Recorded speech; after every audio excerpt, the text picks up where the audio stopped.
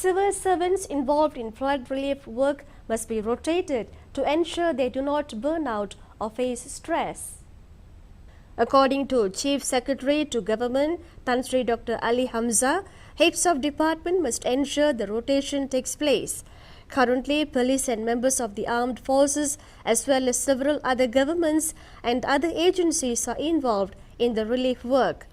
Tan Sri Dr. Ali said heads of department could source temporary manpower from states that were not affected by floods. Jadi saya ingin meminta ketua-ketua jabatan sekiranya belum melakukan perkara seperti rotation, adakanlah job rotation di kalangan penjawat awam. Jangan mereka menghadapi situasi burnout dan sebagainya, stres. Jadi ini untuk memberikan tenaga yang lebih, kita boleh ambil pegawai-pegawai daripada negeri-negeri yang tidak mengalami banjir ini.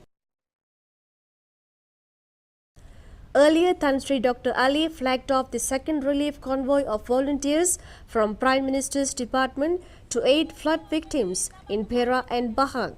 A total of 450 volunteers are involved in the second relief mission.